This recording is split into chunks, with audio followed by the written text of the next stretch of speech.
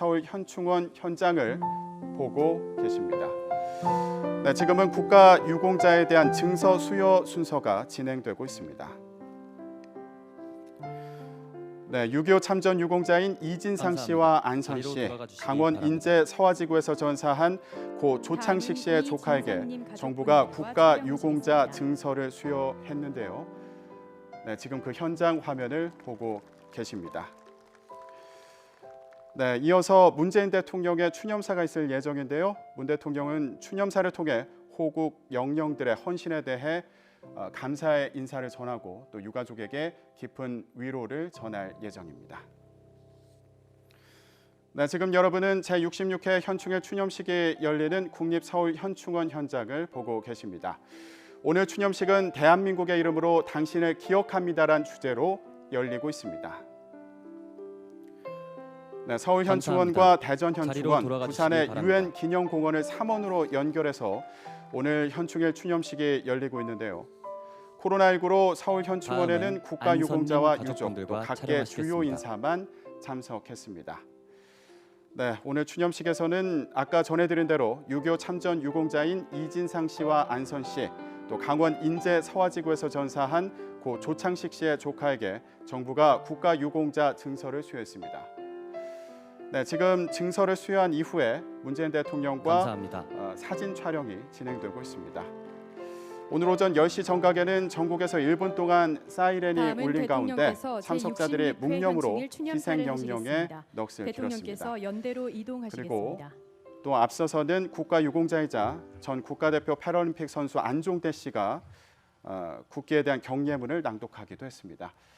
네, 이어서 문재인 대통령의 추념사가 있을 예정인데요. 존경하는 국민 여러분, 국가유공자와 유가족 여러분, 오늘 우리는 현충일 추념식 최초로 국립서울현충원과 국립대전현충원, 부산 유엔 기념공원을 화상으로 연결해 자유, 평화, 민주, 인류애를 위해 헌신한 모든 분들을 기리고 있습니다. 국립서울현충원에는 독립유공자와 참전용사, 전임 대통령들과 무명용사들이 잠들어 있고, 국립대전현충원에는 독립유공자와 참전용사뿐 아니라 독도 의용수비대, 연평해전과 연평도 포격전 전사자, 천안함의 호국영령이 계십니다. 우리의 평범한 이웃이었던 분들도 두 현충원에 함께 안장되어 있습니다. 소방공무원과 경찰관, 순직공무원의 묘역이 조성되어 있고 사상자 묘역을 따로 만들어 숭고한 뜻을 기리고 있습니다. 부산 유엔기념공원은 세계의 정의와 평화를 위한 연대와 협력의 상징입니다. 세계에서 유일한 곳입니다. 애국심과 인류애로 우리는 무력 도발과 이념 전쟁에 맞서 승리할 수 있었습니다. 오늘 저는 순국 선열, 호국 영령, 이웃을 위해 희생한 분들과 함께 유엔 참전 용사들을 생각합니다. 한 분 한 분 잊을 수 없는 애국심을 보여주었고 대한민국의 뿌리가 되어주었습니다. 고귀한 희생과 헌신의 진심으로 존경을 표하며 유가족들께도 깊은 위로와 감사의 말씀을 드립니다. 국민 여러분, 대한민국은 선열들의 애국심 위에 서 있습니다. 독립과 호국의 영웅들은 대한민국을 되찾았습니다. 어머니와 아버지는 헌신으로 가난을 극복했고 아들, 딸은 스스로를 희생하며 인권과 민주주의를 발전시켰습니다. 그 숭고한 희생 위에서 오늘의 우리 국민들은 대한민국의 주인공이 되었습니다. 대한민국의 가치와 질서를 스스로 만들어가며 대한민국이 민주공화국임을 증명했습니다. 이제 애국은 우리 모두의 정신이 되었고 공동체를 위한 실천으로 확장되고 있습니다. 이웃을 구하기 위해 앞장서고 공동선을 위해 스스로 희생하는 것이 바로 애국입니다. 윤한덕 중앙응급의료센터장은 응급 환자를 위해 있는 힘을 다하다 과로로 우리 곁을 떠났습니다. 사상자 묘역 최초 안장자인 최종민님과 고속도로 추돌 현장에서 다른 피해자를 구하다 희생하신 이국열님을 비롯한 의인들, 임무 수행을 위해 용감하게 출동한 소방관과 경찰관들 모두 우리 시대의 애국자들입니다. 코로나 극복을 위해 생활의 불편을 견뎌주시는 국민들, 방역과 백신 접종 현장에서 헌신하며 최선을 다하고 계신 방역 의료진 역시 이 시대의 애국자가 아닐 수 없습니다. 애국은 또한 이웃에 대한 사랑, 나라에 대한 사랑에서 인류에 대한 사랑으로 넓어졌습니다. 그것을 가장 극적으로 체험한 나라가 대한민국입니다. 유엔 참전 용사들은 세계의 자유와 평화를 위해 들어보지도 못한 나라, 알지도 못하는 사람들을 위해 이 땅에 왔습니다. 세계의 평화와 자유를 지켜낸 최고의 애국이었습니다. 지금 세계는 코로나와 기후위기 같이 함께 해결해야 할 문제들이 더 많아지고 있습니다. 지구 차원의 공존을 모색해야 할 때입니다. 이제 애국심도 국경을 넘어 국제사회와 연대하고 협력할 것을 요구하고 있습니다. 2001년 일본 도쿄 전철역 선로에서 국경을 넘은 인간애를 실현한 아름다운 청년 이수현의 희생은 언젠가 한일 양국의 협력의 정신으로 부활할 것입니다. 2013년 우즈베키스탄 노동자를 구하다 함께 희생된 김자중님의 진정한 이타심과 용기는 더 넓은 세상과 함께하는 것이 애국임을 보여주었습니다. 우리의 애국심은 공존 속에서 더 강해져야 합니다. 대한민국 곳곳에는 독립과 호국, 산업화와 민주화를 거쳐 이웃을 위한 따뜻한 헌신까지 거대한 애국의 역사가 면면히 흘러내려오고 있습니다. 각자의 자리에서 애국하고 서로의 애국을 존중하며 새롭게 도약하는 대한민국이 되길 희망합니다. 국민 여러분, 국가유공자와 유가족 여러분, 올해 국가보훈처 창설 60주년을 맞았습니다. 상위 군경원어에서 시작한 보훈은 국가유공자에 대한 예우와 보상으로 확대되었고 지금은 독립과 호국, 민주의 정신적 가치를 계승하는 문화로 확산되었습니다. 국가유공자에 대한 진정한 보훈이야말로 애국심의 원천입니다. 국가가 나와 나의 가족을 보살펴 줄 것이라는 믿음이 있을 때 우리는 국가를 위해 몸을 바칠 수 있습니다. 정부는 국가보훈처를 장관급으로 격상했고 보훈 예산 규모도 해마다 늘려 올해 5조 8천억 원에 이릅니다. 정부는 독립유공자 발굴구가 포상 기준을 합리적으로 개선해 2019년에는 역대 최고 수준인 647명을 포상했고 지난해에도 585명의 독립유공자께 예우를 다할 수 있었습니다. 독립운동 사료를 끊임없이 수집하여 한 분의 독립유공자도 끝까지 찾아낼 것입니다. 지난 3월 24일 이곳 국립서울현충원에 국방부 유해발굴 감식단 신원확인센터가 세워졌습니다. 2019년부터 지금까지 참전용사 이외 33분의 신원을 확인해 가족의 품으로 모셨습니다. 올해 화살머리 고지 유해발굴을 마무리하고 하반기부터는 한국전쟁 최대 격전지였던 백마고지로 확대할 예정입니다.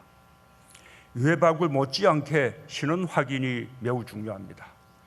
유해가 발굴되더라도 비교할 유전자가 없으면 가족의 품으로 돌아갈 수 없습니다. 유전자 채취에 유가족 여러분의 많은 참여를 당부드립니다.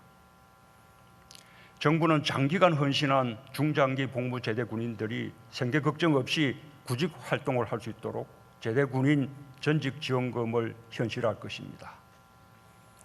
보훈 급여금으로 인해 기초연금을 받지 못하고 국가유공자의 희생과 헌신의 가치가 묻혀버리는 일이 없도록 바로잡겠습니다.